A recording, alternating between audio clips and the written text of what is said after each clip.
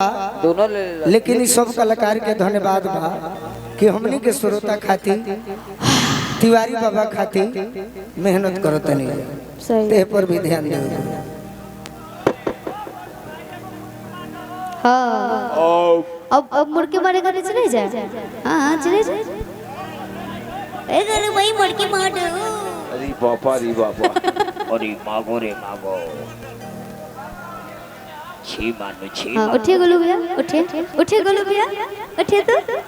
हाँ ये भैया थोड़ा कोड दे हम तो।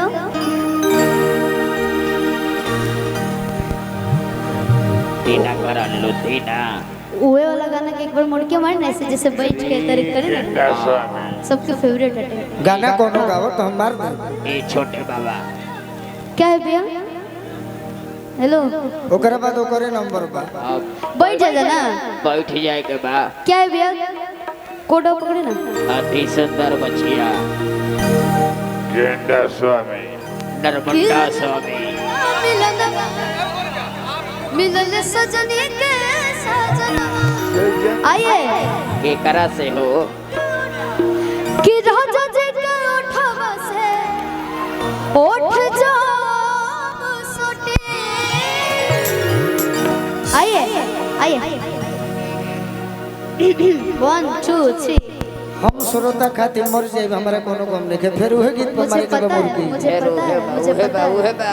आइए कि राजा जी के उठवा से पहले तू कर रुको तोरा कहा था मुर्गी मार के तो करू आटा कहर लखा पूका खिले बड़ी। आइए कि राजा जी के उठवा से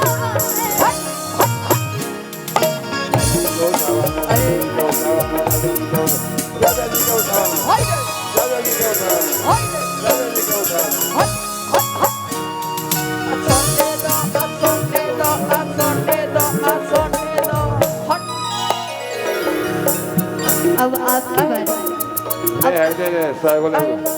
अब आपकी बारी। आए हम कुछ और करब श्रोता खाती तू करो चाहे मत कर। सर के तरफ से 100 रुपया लो। राजा जी के उठवा से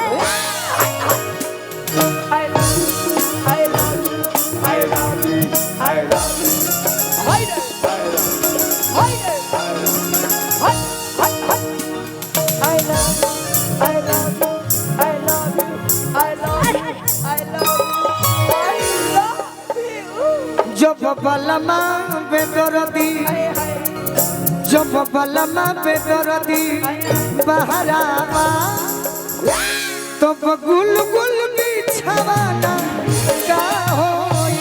जब बलमा बेदरदी बहरावा तो गुल गुल बिछवाना का होई। जब बलमा बेदरदी बहरावा तो गुल गुल बिछवाना का होई।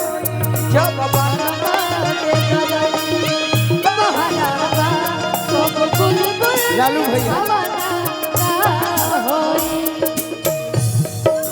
जब बलमा बेदरदी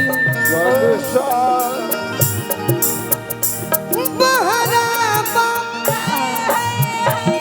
तो गुल गुल बिछवाना का होई।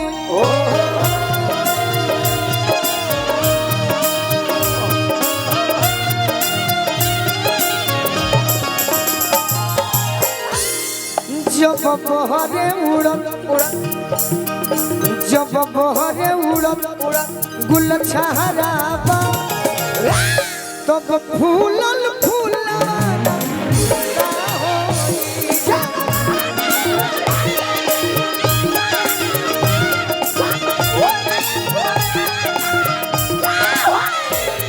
जब बहरे उड़त गुल छहरावा तब फूलल फूलवाना का होई। रात भर सब मौका आप ही के बाद। एक और उपाय है बाकी हमारे के तू मौका दे दी नहीं हम सुना दी। सही बा। भे के मारे ना ठीक है। मुर्गी खाली हमारे खातिर बनल बा। हम आग्रह भी ना करब आदेश भी ना। इनकर जैसे मन बगावे के डांस करो चाहे मत करो सुतनी मजाक में भइल हा सब लोग खुश भी हो गइल हा। अब गीत संगीत सुनी जा शिवानी का अति सुंदर अति सुंदर। हमारा से जौन कहे कोई कहियो जो हम बानी हाँ जी कि पिया करवाल होगा वनवा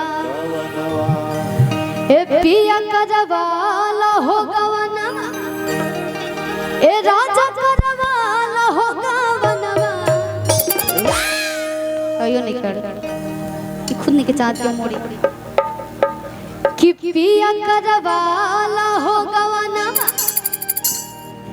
राजा करवाल होगा वनवा जो नंबर आवेला हम करते हैं कि भावे नहीं बाबा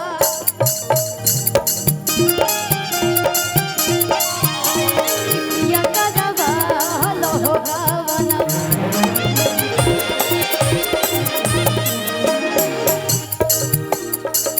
प्यारी हो जस देखे दो हमके प्यारी हो जस देखे दो हमके जाते आवत में तेरे न लागे जाते आवत में तेरे न लागे जैसे घोड़ा के रेस देश तो नि देखे दो हमके प्यारी हो जस देखे दो